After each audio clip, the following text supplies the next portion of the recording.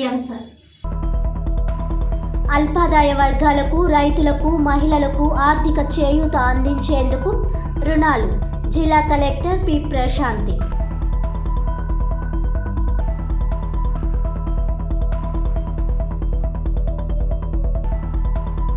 పేరా భక్తులకు మద్దతుగా ఎమ్మెల్యే ఆదిరెడ్డి ప్రచారం.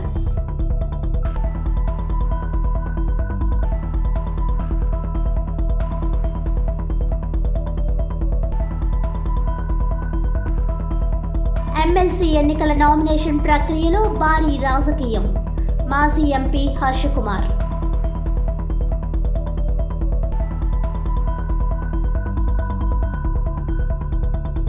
క్లాబ్ ఆటో డ్రైవర్స్కు 3 నెలల జీతాలు బకాయిలు వెంటనే చెల్లించాలి. పని చేయించుకుంటున్న మున్సిపల్ కార్పొరేషన్ బాధ్యత తీసుకోవాలి. CITU demand.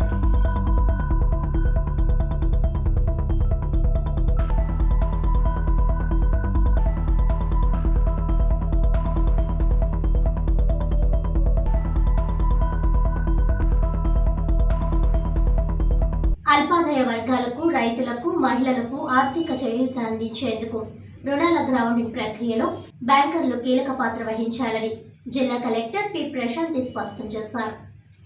మంగళవారం సాయంత్రం కలెక్టరేట్ దృశ్య మాధ్యమ సమావేశ మందిరంలో బ్యాంక్ రీజనల్ హెడ్స్తో CCRC కార్డ్స్, కౌలు రైతులకు రుణాలు, క్రాప్ ఇన్సూరెన్స్, పశుసంవర్ధక శాఖకు చెందిన PKCC loans, PM Vishwakarma, Surya Ghar, మహిళా పారిశ్రామికవేత్తలకు రుణాలు మంజూరు తదితర అంశాలపై సమీక్ష నిర్వహించారు. ఈ సందర్భంగా జిల్లా కలెక్టర్ పి. ప్రశాంతి మాట్లాడుతూ, తూర్పుగోదావరి జిల్లాలో ప్రతి బ్యాంకర్లు వారి బ్యాంకు తరపున ఒక నోడల్ అధికారిని నియమించి ఆ సమాచారాన్ని అందజేయాలని కోరారు. వివిధ శాఖలకు సంబంధించిన యూనిట్స్ గ్రౌండింగ్, రుణాలు మంజూరు చేయడంలో సమన్వయం కొరవడడం వల్ల అనుకున్న స్థాయిలో ప్రగతి సాధించలేకపోతున్నామని తెలిపారు. జిల్లాకు సంబంధించి రాజమండ్రి, కొవ్వూరు డివిజన్, తూర్పు, పశ్చిమ గోదావరి జిల్లాలకు చెందిన దృష్ట్యా పరిపాలన పరంగా సాంకేతిక సమస్య తలెత్తడం వల్ల లక్ష్యం నెరవేరడం లేదని తెలియజేశారు. బ్యాంకర్ల నుంచి జవాబుదారీతనం కోరుకుంటున్నామని, ఇందుకు సమన్వయం కోసం నోడల్ అధికారిని బ్యాంకర్లు రాతపూర్వకంగా జిల్లా యంత్రాంగానికి తెలియజేయాలని అన్నారు. లీడ్ బ్యాంక్ మేనేజర్ మధ్యవర్తిగా ఉండి సమన్వయకర్తగా వ్యవహరిస్తున్నట్లు తెలిపారు. PM విశ్వకర్మ యోజన క్రింద 2733 మందికి నైపుణ్య శిక్షణ ఇచ్చామని, వారిలో 661 మందికి రుణాలు మంజూరు చేసి 508 యూనిట్స్కి రుణాలు అందించారని అన్నారు. తూర్పుగోదావరి జిల్లా ప్రధానంగా వ్యవసాయ ఆధారిత జిల్లా అని, కౌలు రైతులకు రుణాలు మంజూరు చేయడం, SLBC నిబంధనలు పాటించడంపై దృష్టి సారించాలని కలెక్టర్ ప్రశాంతి కోరారు. వ్యవసాయ రంగానికి సంబంధించి స్వల్పకాల, టర్మ్, మౌలిక అనుబంధ రంగాలకు రుణాల లక్ష్యంలో SLBC నిర్ధారించి 11,106కి గాను 10,217 మందికి మాత్రమే రుణాలు మంజూరు చేయడం జరిగిందన్నారు. 1,09,000 CCRC కార్డులు జారీ చేయగా వాటిలో 4,558 మందికి 42 కోట్ల మేర మాత్రమే రుణాలు ఇచ్చారని అన్నారు. ఈ సమావేశంలో lead bank manager DV Prasad, SBI zonal DGM Pramod Kumar Mishra, ప్రాంతీయ head Srinivasarao, union bank of Indian regional head A. Visweswararao, ఇతర బ్యాంకుల మేనేజర్లు, రీజనల్ మేనేజర్, CEOలు, క్లస్టర్ హెడ్స్, చీఫ్ మేనేజర్లు తదితరులు పాల్గొన్నారు. ఉమ్మడి ఉభయ గోదావరి జిల్లాల గ్రాడ్యుయేట్ ఎమ్మెల్సీ ఎన్నికల్లో కూటమి అభ్యర్థిగా పోటీ చేస్తున్న పేరా భక్తుల రాజశేఖరానికి మద్దతుగా రాజమహేంద్రవరం సిటీ నియోజకవర్గంలో ఎమ్మెల్యే ఆదిరెడ్డి శ్రీనివాస్ ఎన్నికల ప్రచారం నిర్వహించారు. బుధవారం ఆయన 29, 30 డివిజన్లలో టీడీపీ నగర అధ్యక్షులు రెడ్డి మనీశ్వరరావు స్థానిక నాయకులతో కలిసి ఎన్నికల ప్రచారం నిర్వహించారు. ఆయా డివిజన్లలో ఉన్న గ్రాడ్యుయేట్ ఓటర్లను కలుసుకొని పేరా భక్తులకు మొదటి ప్రాధాన్యత ఓటు వేసి విజయం చేకూర్చాలని కోరారు. అనంతరం ఆయన మాట్లాడుతూ, రాష్ట్రంలో కూటమి ప్రభుత్వం అధికారంలోకి వచ్చాక ఒక్కొక్క సమస్య పరిష్కారం అవుతుందని అన్నారు. ముఖ్యమంత్రి చంద్రబాబు నాయుడు, ఉప ముఖ్యమంత్రి పవన్ కళ్యాణ్ ప్రజల ఆదరాభిమానాలను విశేషంగా పొందుతున్నారని ఆయన వ్యాఖ్యానించారు. గ్రాడ్యుయేట్ల సమస్యలను, యువత ఆశలను శాసన మండలిలో కూటమి అభ్యర్థి పేరా భక్తుల రాజశేఖరం వినిపిస్తారని అన్నారు. గ్రాడ్యుయేట్ ఓటర్లను కలుసుకొని వారితో మాట్లాడి కూటమి అభ్యర్థికి ఓట్లు పడేలా చూడాలని స్థానిక నాయకులకు సూచించారు. గ్రాడ్యుయేట్ ఎమ్మెల్సీ ఎన్నికల్లో కూటమి అభ్యర్థి రాజశేఖర్ గెలిచే అవకాశాలు ఎక్కువగా ఉన్నాయని అన్నారు.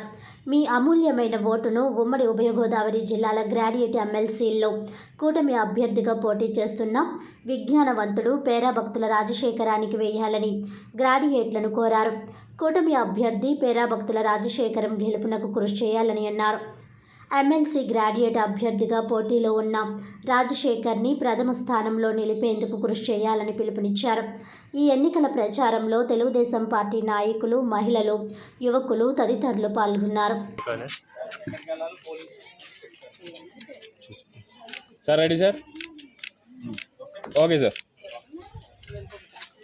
పార్టీ గుర్తులే ఉండవు, పేరు వాళ్ళే పెన్ కూడా ఇస్తారు. గ్రాడ్యుయేట్స్ మంచి ఫ్యూచర్ ఉంటుంది స్టేట్లో.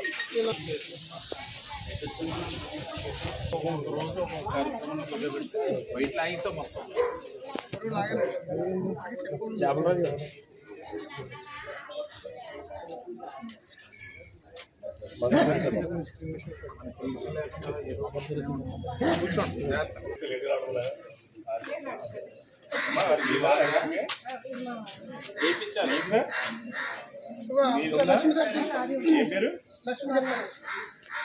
మీ డాడీని ఓటేమని చెప్పి కొనలేదా?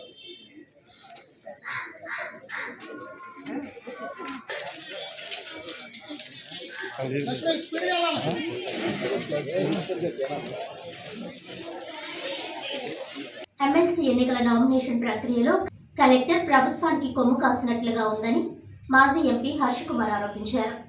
స్థానిక రాజీవ్ గాంధీ కళాశాలలో ఏర్పాటు చేసిన విలేకరుల సమావేశంలో జీవి హర్షకుమార్ మాట్లాడారు. నామినేషన్ స్క్రూటినీ ప్రాసెస్లో స్వతంత్ర అభ్యర్థి తన తనయుడు జీవి సుందర్ ప్రత్యర్థి అభ్యర్థులపై కొన్ని అభ్యంతరాలు లేవనెత్తాడని హర్షకుమార్ తెలిపారు. మొదట సిపిఎం అభ్యర్థి వీర రాఘవరావు డిస్క్వాలిఫై అయ్యాడని ప్రకటించారని, ఆ తర్వాత చివర్లో తన క్వాలిఫైడ్ అని చేసినట్టు లిస్టులో ప్రకటించారని తెలిపారు. మొదట డిస్క్వాలిఫై చేసిన అనంతరం క్వాలిఫై అవ్వడంపై ప్రభుత్వం ఒత్తిడి ఉందని ఆయన అన్నారు. పీడీఎఫ్ అభ్యర్థి ఎస్సీ సామాజిక వర్గానికి చెందడం నేను స్వాగతించిన, కానీ ఓట్లు చీల్చడం కోసమే డిస్క్వాలిఫై అయిన అభ్యర్థిని మరలా రంగంలోకి దింపారని, దానికి సీఎం నుంచి ఒత్తిడి వచ్చిందని ఆయన అన్నారు. గతంలో ప్రతిపక్షంలో ఉన్న ప్రస్తుత సీఎం చంద్రబాబు, మాజీ సీఎం జగన్ హయాంలో ప్రభుత్వం ఒంటెద్దు పోకడ చేసిందని, ఎమ్మెల్సీ ఎన్నికల్లో తమ అభ్యర్థుల్ని తిరస్కరిస్తున్నారని, నామినేషన్ వేయడానికి కూడా అడ్డుకున్నారని ఆరోపణ చేశారని అన్నారు. కానీ ఇప్పుడు అదే సీఎం నామినేషన్ ప్రక్రియలో ఇంత వివక్షతను చూపించడం సరికాదన్నారు. టీచర్స్ తరపున నిలబడ్డ అభ్యర్థి కూటమి ప్రభుత్వానికి బినామీగా తయారయ్యాడని హర్షకుమార్ ఆవేదన వ్యక్తం చేశారు. దయచేసి టీచర్లు, విద్యావంతులందరూ గమనించాలని, పీడీఎఫ్ అభ్యర్థి కూటమి అభ్యర్థికి అమ్ముడు పోయారని ఆరోపణ చేశారు. భవిష్యత్తులో ప్రభుత్వంను ప్రశ్నించగల దమ్ము జీవి సుందర్కి ఉందని, అందరూ దాన్ని గమనించి తన కుమారుణ్ణి గెలిపించాలని ఆయన ప్రార్థించారు. గురువు కింద అనుకుంటుంది, నా వెనకాల నల్లగా ఉన్నట్టు దానికి తెలియదు. ప్రతి ఓళ్ళ వెనకాల నల్లదనాన్ని ఎత్తి చూపెడతా ఉంటుంది. ఇప్పుడు వ్యవస్థలను ఎవరి చేతిలో పెట్టుకున్నారు? కలెక్టర్ని ఎవరి చేతిలో పెట్టుకున్నారు? కలెక్టర్ నిజాయితీగా స్క్రూటినీ చేసింది. అవి బాబోయ్, పీడీఎఫ్ క్యాండిడేట్ కానీ లేకపోతే ఎస్సీస్ అందరూ కూడా హర్షకుమార్ అబ్బాయికి వేసేస్తారు. అసలే మన హర్షకుమార్ ఎస్సీ స్కీములు ఒకటే పునరుద్ధరించలేదు.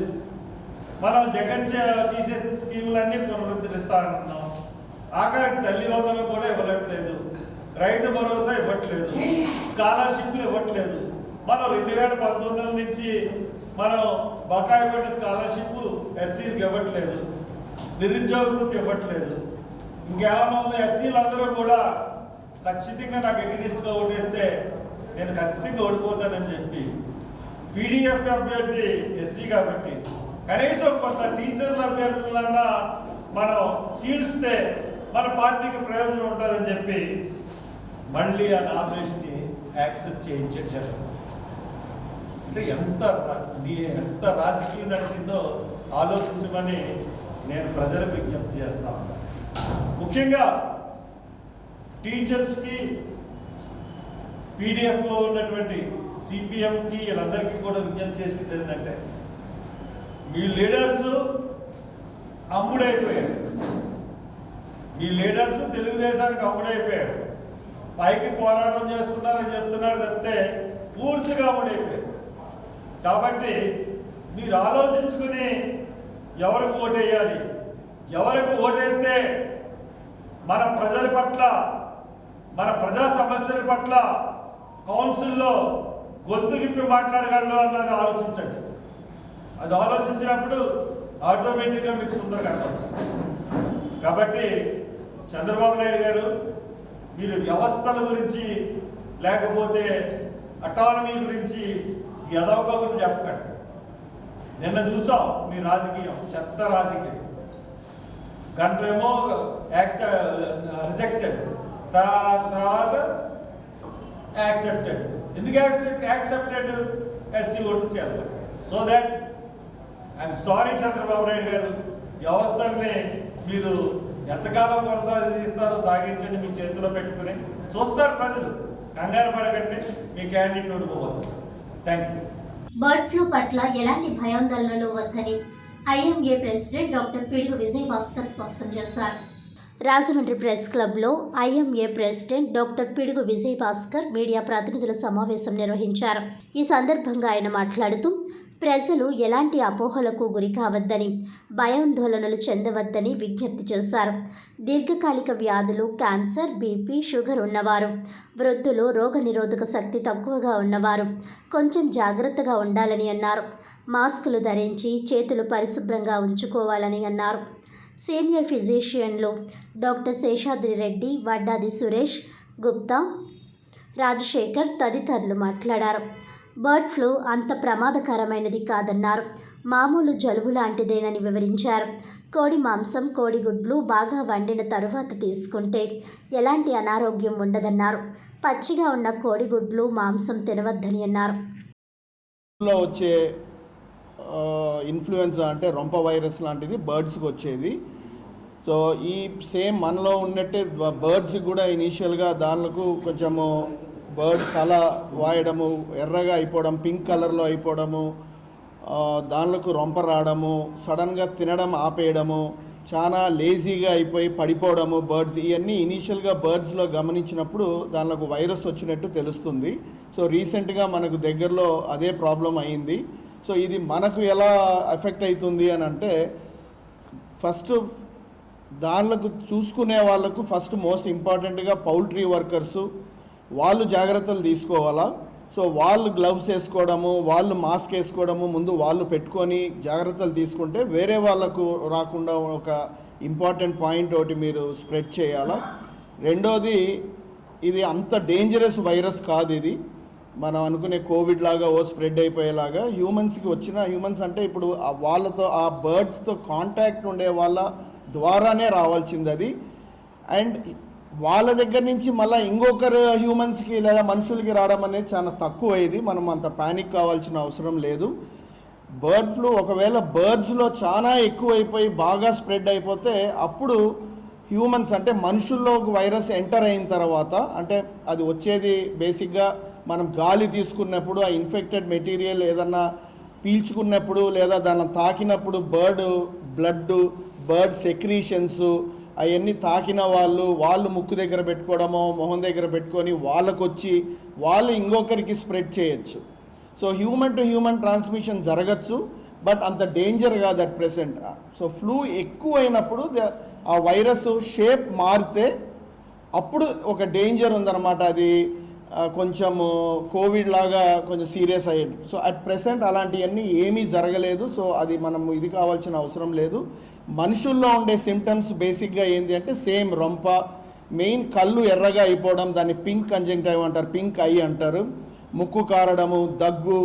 సో ఇవే బేసిక్గా ఫీవరు, బాడీ పెయిన్స్, బేసిక్గా మసిల్ ఏక్, మెయిన్ కండ్ల నొప్పి. ఇప్పుడు చికెన్ గునియా ఎలా వచ్చిపోయిందో అందరికీ ఒక శాంపుల్ లాగా తెలిసి ఉంటుంది ఎంత మసిల్ పెయిన్స్ ఉంటాయో, అలా మసిల్ పెయిన్ రావచ్చు. అండ్ జనరల్గా ఎనీ ఇన్ఫ్లుయెన్జా వైరస్ లాగా తగ్గిపోతుంది, అదేం సీరియస్ కాదు. ఎవరు జాగ్రత్త పడాలా అంటే ఏజ్డ్ పీపుల్, షుగర్ కంట్రోల్ లేనోళ్ళు, లేదా క్యాన్సర్ మందులు వాడేవాళ్ళు, ఆల్రెడీ వాళ్ళ లోపల ఇమ్యూనిటీ కొంచెం తగ్గి ఉండేవాళ్ళు కొంచెం జాగ్రత్తలు పాటించడం బెటరు. సో విలేజెస్లో పౌల్ట్రీస్ ఎక్కువ ఉండే దగ్గర కొంచెం అక్కడ ఏజ్డ్ పీపుల్, డయాబెటిక్స్ కొంచెం మాస్క్ వేసుకోవడము, చేతులు ఫ్రీక్వెంట్గా కడుక్కోవడము అనే ప్రికాషన్స్ తీసుకుంటే చాలు. సో అది నెక్స్ట్. ఈ బర్డ్ ఫ్లూ అనేది ఈవెన్ క్యాటిల్ అంటే ఈవెన్ కౌస్కి కూడా స్ప్రెడ్ అయ్యే అవకాశం ఉంది, ఎస్పెషల్లీ ఎందుకంటే కోళ్ళు ఉండే దగ్గర ఆవులు ఇవన్నీ ఉంటాయి కాబట్టి ఆ ఛాన్స్ కూడా ఉంది. బట్ సో మనం తీసుకోవాల్సిన ప్రికాషన్స్ నంబర్ 1 చేతులు బాగా కడుక్కోవడము, మాస్క్ వేసుకోవడము, dairy products or poultry main milk అయిన ప్యాస్చరైజ్, మనకు వచ్చేదే ప్యాస్చరైజ్డ్ మిల్కే, బట్ హీట్ బాయిల్ చేసుకోకుండా తాగడం అనేది ఓ డేంజరు. బాయిల్ చేసుకోండి మిల్క్. ఇది మెయిన్ ఎక్కడ వస్తుందంటే ఒక చనిపోయిన హెన్ నుంచి ఇంకొక హెన్కి రావడం, లేదంటే ఆ హెన్ని హ్యాండిల్ చేసి వర్కర్ వాళ్ళ చేతుల నుంచి ఇంకొకరికి స్ప్రెడ్ అవ్వడం, అలా జరుగుతుంది ట్రాన్స్మిషన్ అనేది. సో ట్రాన్స్మిషన్ ఇంపార్టెంట్ కాబట్టి అది ఏ కోడి అనేది అక్కడ ఇంపార్టెంట్ కాదు. గుడ్డు ద్వారా చాలా తక్కువ వస్తుందండి, ఒక 5 to 10% మాత్రమే ఎగ్స్ ద్వారా మనుషులకు ట్రాన్స్మిట్ అయ్యే అవకాశం ఉంది. కానీ ఎగ్స్ ఎవరు నాటుగా ఇలా పగలగొట్టుకుని తాగే వాళ్ళకి తప్ప జనరల్గా కుక్ చేస్తే సగంలోనే వైరస్ చచ్చిపోతుంది. అలాగే చికెన్ కూడా కుక్ చేస్తే సగంలో ఉండగానే వైరస్ చచ్చిపోతుంది. సో హ్యూమన్స్కి వచ్చి ఆల్మోస్ట్ ఛాన్సెస్ 0% అండి.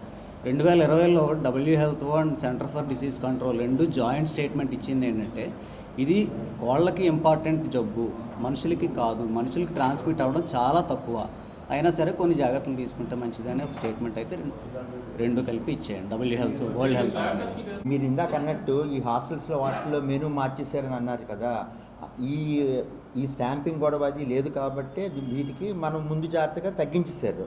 కానీ ఇందాక వాళ్ళు చెప్పినట్టు కోడైనా ఎగ్ అయినా మనం పూర్తిగా ఉడికిస్తే అంటే 75 degrees దాటితే ఈ ఏవియన్ వైరస్ అంటే ఈ బర్డ్ ఫ్లూ వైరస్ అనేది చచ్చిపోతుంది అన్నమాట.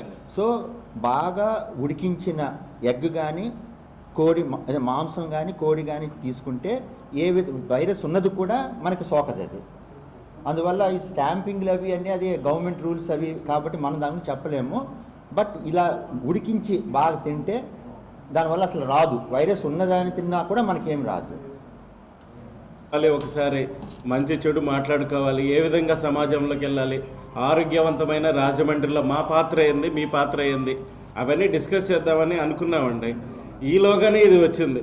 యాక్చువల్గా నిన్న ఎమ్మెల్యే గారితో వాసు గారితో కూడా డిస్కషన్స్ అయినాయండి. గవర్నమెంట్ జనరల్ హాస్పిటల్లో సూపర్ స్పెషాలిటీ వైద్య సేవలు ఏ రకంగా ఇవ్వాలి అంటే గత 2-3 సంవత్సరాలుగా ఇస్తూనే ఉన్నామండి. మాధవలత కలెక్టర్ గారు ఉన్నప్పుడు రిక్వెస్ట్ చేసిన దాన్ని బట్టి గత 2 సంవత్సరాలుగా అవి జరుగుతూనే ఉన్నాయి. అది కాకుండా ఇలాంటివి వచ్చినప్పుడు ఇంకొద్దిగా ముందుకు వచ్చి ఇంకా అవేర్నెస్ అవగాహన ఏ రకంగా కల్పించాలనే సదుద్దేశంతోనే ఇది ఏర్పాటు చేయడం అన్నిదా భావించకండి. ఖచ్చితంగా వస్తాం మీ దగ్గరికి. ఖచ్చితంగా మరొకసారి కార్యవర్గం అంతా మీతో పాటు చర్చించి ముందుకు ఎలా వెళ్ళాలి అవేర్నెస్ క్రియేట్ చేయడం. చాలా సమస్యలు ఉన్నాయి, ఫీమేల్స్ దగ్గర నుండి తర్వాత ముసలి వాళ్ళ దగ్గర నుండి ఇలాంటి ఈ వైరస్ ఇన్ఫెక్షన్స్ దగ్గర నుండి చాలా ఉన్నాయి. వాటన్నిటిని 1 by 1 అవగాహన ఎలా కల్పించాలి, హార్ట్ మీద, లంగ్స్ మీద, కిడ్నీ మీద, లివర్ డిసీజెస్ మీద చాలా ఉన్నాయి మాకు ఆలోచనలు. అవన్నీ ఆచరణలో పెట్టాలి.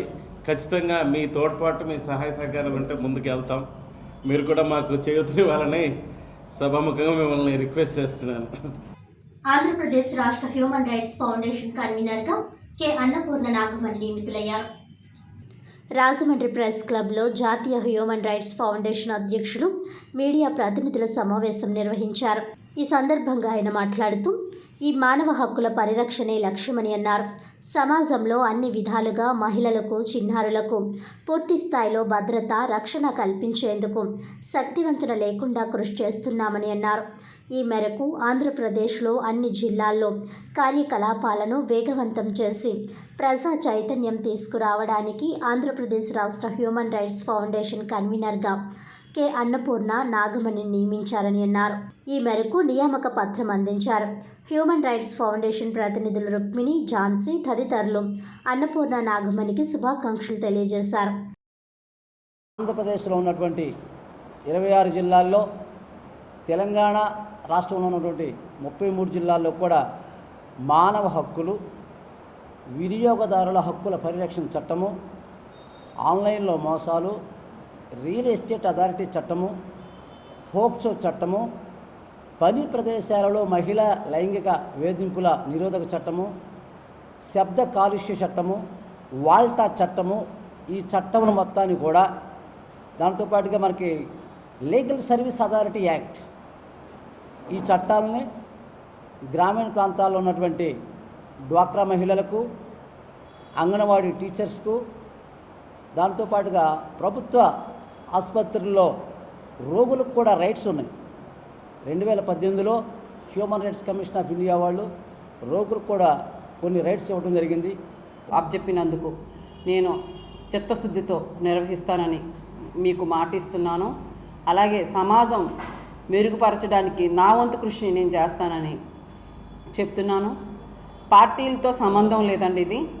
ఇది సమాజం ఎంతవరకు ఎంత ప్రజల దృష్టికి వెళుతుంది, ఎంత మానవ హక్కులు ఉన్నాయి మనకి అని తెలియపరచడం కోసం ఈ యొక్క ఫౌండేషన్ నిర్వహించారు. దీనికి నా వంతు సహకారం, నాకు ఊపిరి ఉన్నంత వరకు నేను ప్రజలు సంక్షేమాల కోసమే పోరాడడానికి సిద్ధంగా ఉంటానని మీకు చెప్తున్నాను. అలాగే ప్రతి ఒక్కరూ కూడా దీన్ని తెలుసుకొని ముందుకు వెళ్తారని నేను ఆశిస్తూ ఇక సెలవు తీసుకుంటున్నాను. మీ అను యాదవ్. రాజమహేంద్రవరం నగర మున్సిపల్ కార్పొరేషన్ పరిధిలో ఇంటింటి చెత్త సేకరణకు క్లాప్ పథకంలో పనిచేస్తున్న 82 మంది ఆటో డ్రైవర్స్కి 3 నెలల బకాయి జీతాలు చెల్లించాలని సిఐటియు ఆధ్వర్యంలో క్వారీ సెంటర్లో నిరసన కార్యక్రమం నిర్వహించారు. సిఐటియు నాయకులు బి పవన్ మాట్లాడుతూ తక్కువ జీతాలతో పనిచేసే డ్రైవర్స్కు 3 నెలల జీతాలు బకాయిలు పెడితే ఎలా బ్రతకాలని ప్రశ్నించారు. పిల్లల స్కూల్ ఫీజులు, ఇంటి అద్దెలు, కరెంటు బిల్లులు చెల్లించలేక తీవ్ర ఇబ్బంది ఎదుర్కొంటున్నారని ఆవేదన వ్యక్తం చేశారు. నగరాన్ని స్వచ్ఛతగా నిలిపేందుకు ముందుండి పనిచేస్తున్న కార్మికులకు జీతాలు చెల్లించే బాధ్యత మున్సిపల్ కార్పొరేషన్ అధికారులు తీసుకోవాలని అన్నారు. గత 3 సంవత్సరాలుగా పనిచేస్తున్న డ్రైవర్స్కు పూర్తి స్థాయిలో జీతాలు ఇవ్వడం లేదని అన్నారు.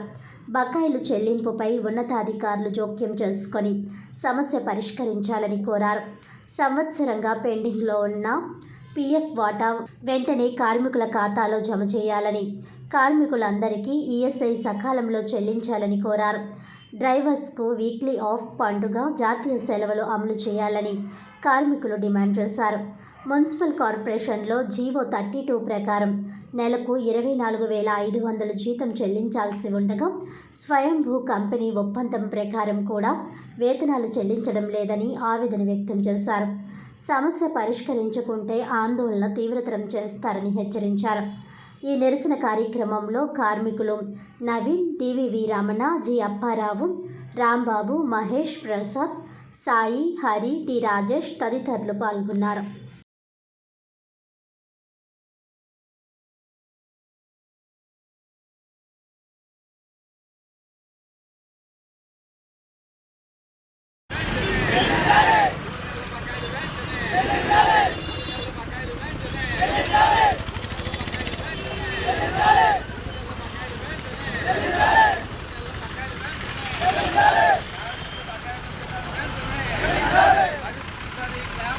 సమస్యలు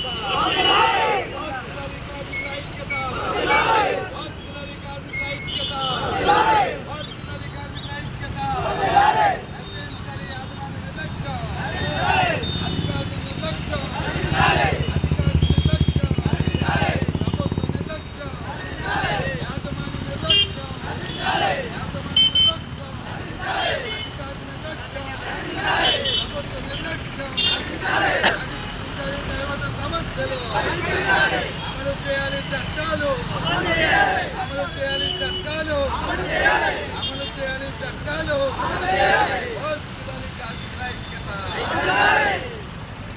రాజమండ్రి నగరంలో చెత్త సేకరణ కోసం రాష్ట్ర ప్రభుత్వం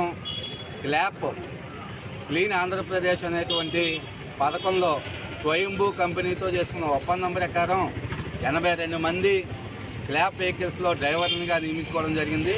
వీళ్ళ గత 3.5 సంవత్సరాలుగా ఈ వెహికల్స్ మీద అరకొర జీతాలతో పనిచేస్తూ ఉన్నారు. 9,000 నుంచి వీళ్ళ జీతానికి 3 ఏళ్ల క్రితం నుంచి ప్రారంభించి పనిచేస్తూ ఉన్నారు.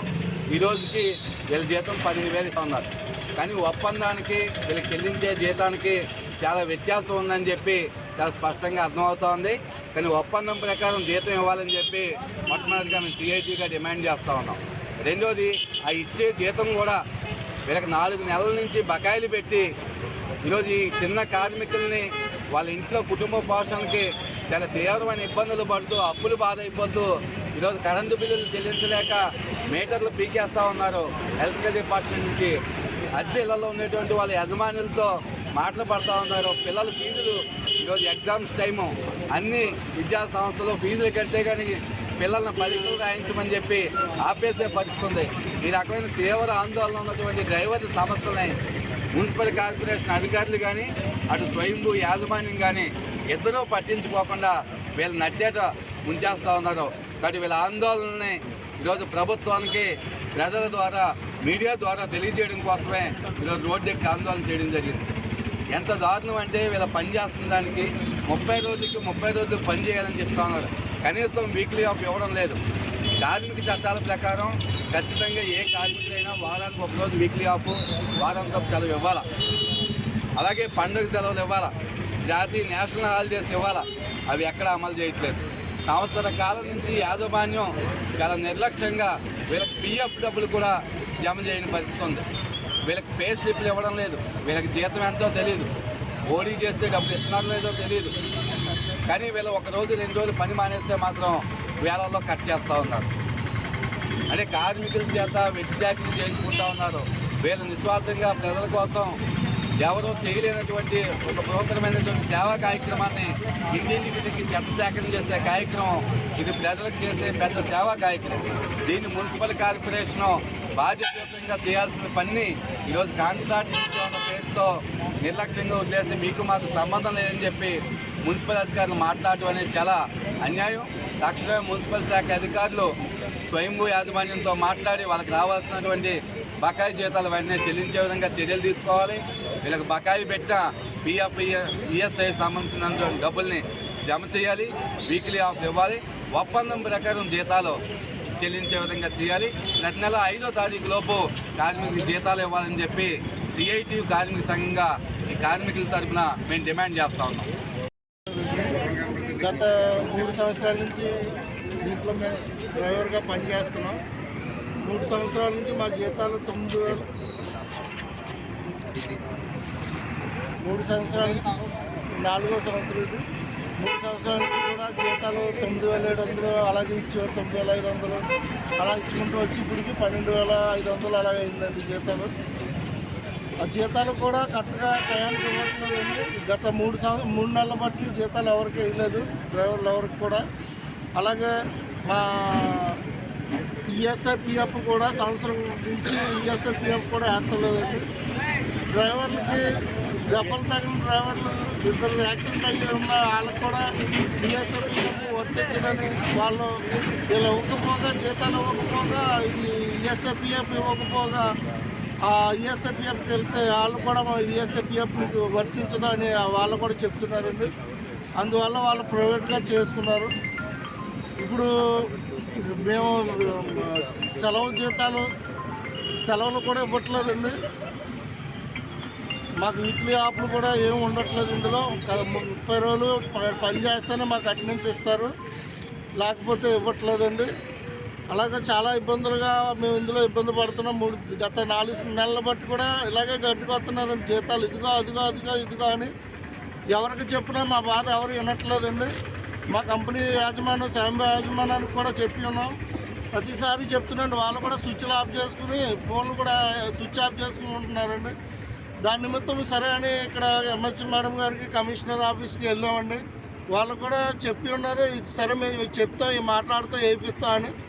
దానికి కూడా ఇప్పుడు వచ్చి రెస్పాన్స్ లేదండి. ఇప్పుడు నుంచి దగ్గర 4 నెలల నుంచి ఇలాగే వెంటిపోతున్నామండి. ఈరోజు ఇలా బయటకు మేము వచ్చామంటే కనీసం మాకు ఇంటి అద్దె కట్టుకోవడానికి కూడా చాలా ఇబ్బందికరంగా ఉంటుందండి. జీతాలు కూడా ఉండరు లేక ఇంటి అద్దె కట్టుకోవడం, ఎవరి దగ్గరన్నా డబ్బులు అప్పు తెచ్చి 10,000 తెచ్చి రన్ చేద్దామని అది చూస్తుంటే జీతం వస్తుంది కదా ఇద్దామని వాళ్ళకి ఇది మాట ఎత్తుంటే వాళ్ళకి డబ్బులు ఇవ్వడానికి కూడా ఉండలేదండి. వాళ్ళతో చాలా ఇబ్బందికరంగా మేము ఇది ఇబ్బంది పడుతున్నాం. ఇంకో విషయం ఏంటంటే కరెంటు మీటర్కి డబ్బులు కట్టకపోయినా, ఇంటి అద్దె కట్టకపోయినా, ఇప్పుడు ఎవరి దగ్గర అప్పులు తెచ్చుకునే వాళ్ళకి అప్పులు సరే ఈ నెల కాకపోతే వచ్చే నెల వేస్తారు కదా అన్న ఆశతో మేము తెచ్చుకుని రన్ చేస్తున్నాం. పిల్లల స్కూల్ ఫీజులని, ఇవన్నీ కాలేజ్ ఫీజులని చాలా ఇబ్బంది పడుతుంది. వీళ్ళు ఇచ్చే 12,000 జీతానికే 4 నెలలు 5 నెలలు పెండింగ్ పెట్టిన నెల దగ్గర పెట్టుకుంటే మాకు చాలా ఇబ్బందికరంగా ఉంటుందండి. అయినా సరే మేము ప్రజలకి ఇబ్బందికరంగా ఉంటుంది మేము డ్యూటీకి వెళ్ళకపోతే అని దాని నిమిత్తం మేము ఇలాగే ఇంతవరకు డ్యూటీలు చేస్తూ వచ్చామండి. దాని నిమిత్తం చేస్తూ వస్తున్నా మా ఓపిక ఇంకా నశించిపోయిందండి. దానివల్ల మేము ఇలాగా రోడ్డు ఎక్కవలసి వచ్చింది ఈరోజు ఆపేసి. వార్తలను ముఖ్యాంశాలు మరోసారి. అల్పాదాయ వర్గాలకు, రైతులకు, మహిళలకు ఆర్థిక చేయూత అందించేందుకు రుణాలు జిల్లా కలెక్టర్ పి ప్రశాంతి.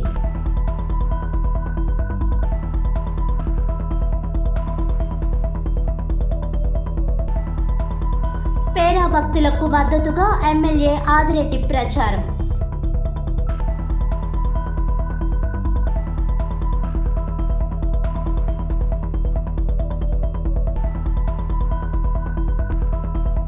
ఎమ్మెల్సీ ఎన్నికల నామినేషన్ ప్రక్రియలో భారీ రాజకీయం. మాజీ ఎంపీ హర్షకుమార్.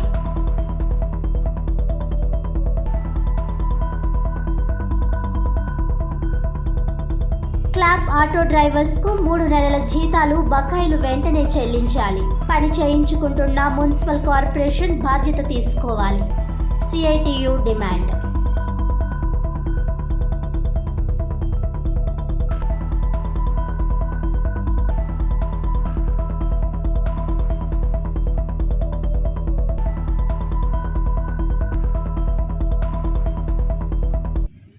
ఈనాటి వార్తలు ఇంతటితో సమాప్తం. తిరిగి వచ్చే బులెటిన్లో మళ్ళీ కలుద్దాం. అంతవరకు సెలవు. నమస్కారం.